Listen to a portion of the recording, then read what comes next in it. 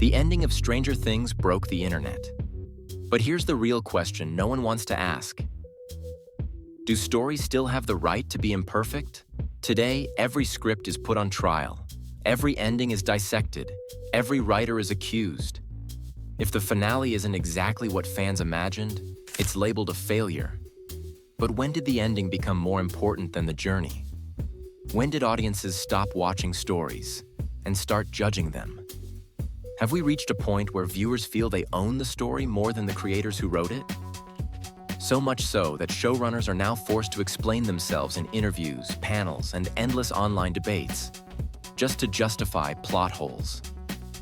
Is this really about bad writing? Or have modern audiences become obsessed with perfection? This isn't just happening to TV shows.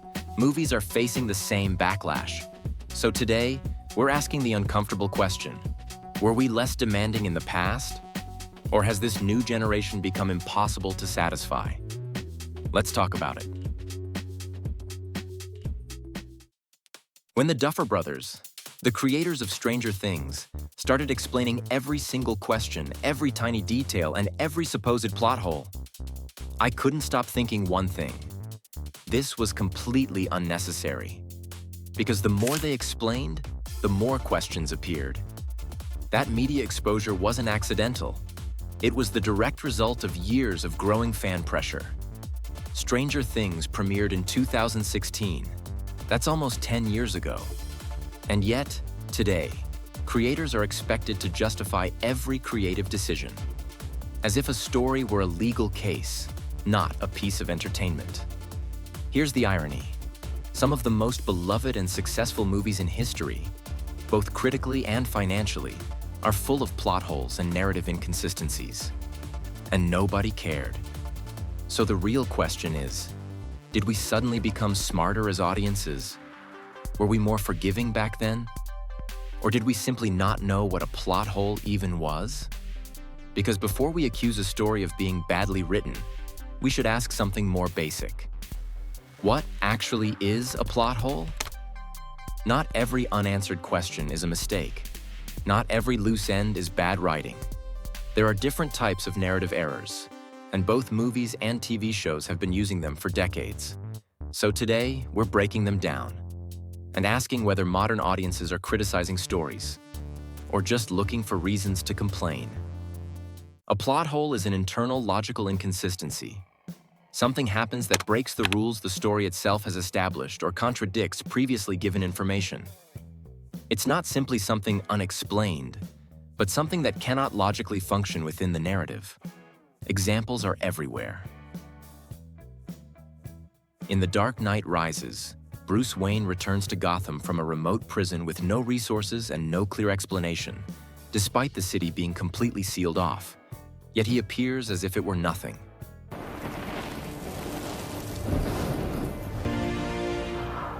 Impossible. In Jurassic Park, 1993, the electric fence changes height between consecutive scenes, allowing the T-Rex to escape its enclosure and later turning into a massive vertical drop when Grant and Tim fall. Hey, Ian, freeze! For many years, one of the most famous examples was the weak point of the Death Star in Star Wars. A New Hope, 1977.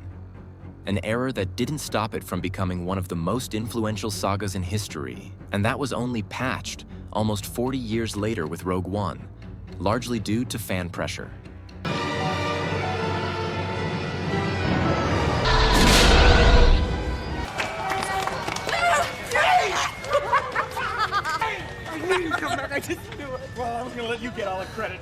Despite their script issues, all of these films remain deeply loved and remembered.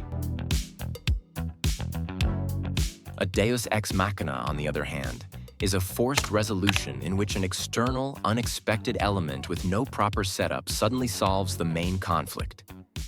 In War of the Worlds, 2005, the aliens die abruptly from Earth's bacteria with no real intervention from the protagonists.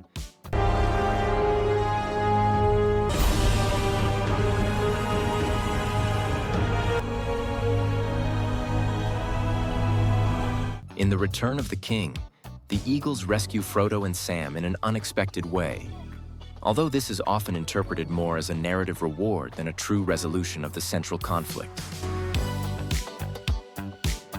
In Avatar, the nature of Pandora spontaneously attacks the humans when Iwa decides to intervene, removing real agency from the protagonists.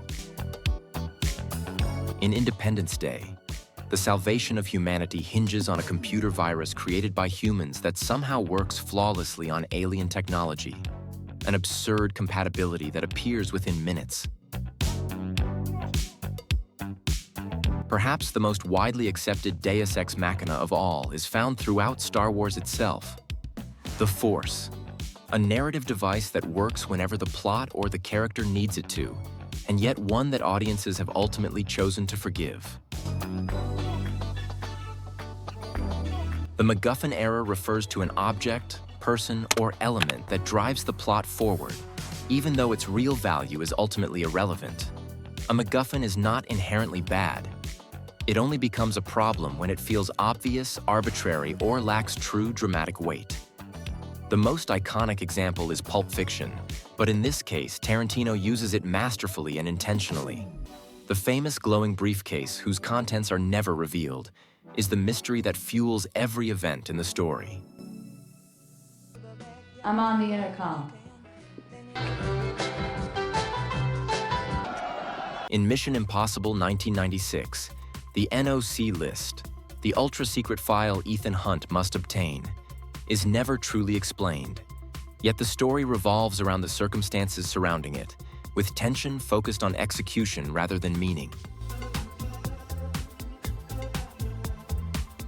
When the MacGuffin turns into a real flaw, examples include Batman Forever, where the brain-draining machine has exaggerated and poorly defined powers, existing only to justify the villain without real dramatic consequences. Soon my little box will be on countless TVs around the world. In Armageddon, the asteroid threatening Earth functions mainly as a giant ticking clock.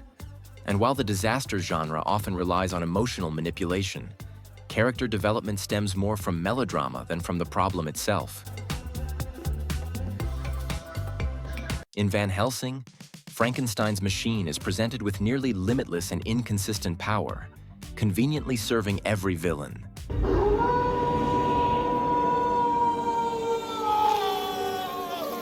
And in I, Robot, Vicky's central algorithm is revealed too late, reducing a philosophical conflict to simply turning off the computer, betraying Asimov's complexity, something the film itself claims to respect.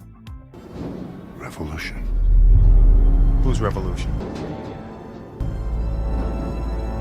That, detective, is the right question. Script convenience, meanwhile, occurs when events happen solely because the script needs them to, not because they feel organic or believable. In Jurassic Park 3, the Spinosaurus appears exactly when the plot needs tension, acting as a danger button rather than following territorial or behavioral logic. It is inserted scene by scene, not organically. In The Dark Knight, Bruce Wayne arrives back in the city at the precise moment needed to save Detective Blake, purely by coincidence.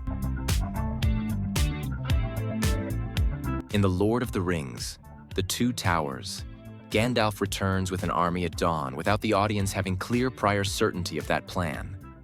While his absence hinted at a mission, the conflict is still resolved through a sudden intervention, even if it remains epic.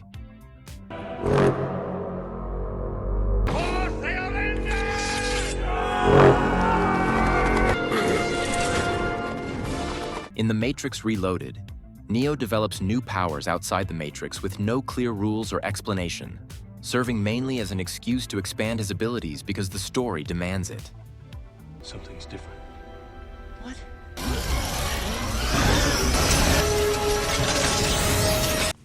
All of these examples come from franchises with millions of fans around the world. Even with script flaws, and in some cases highly questionable endings, none of that prevented them from earning the audience's affection. In the world of TV series, however, endings have almost always been more controversial than satisfying.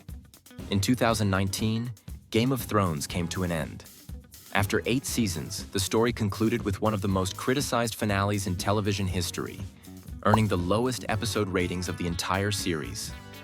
This pattern repeats itself far too often. House of Cards, one of Netflix's most iconic shows, followed a similar path. A finale that felt driven by inertia rather than creative conviction, further worsened by the real-life controversy surrounding Kevin Spacey. Dexter is another clear example. The series received excellent reviews during its early seasons, but after 8 seasons, it ended with a character conclusion that felt absurd and completely inconsistent with the protagonist's established personality. The backlash was so strong that it was later corrected years afterward with Dexter: New Blood. One explanation for these disappointing endings is the unnecessary stretching of ideas that were originally designed for fewer seasons.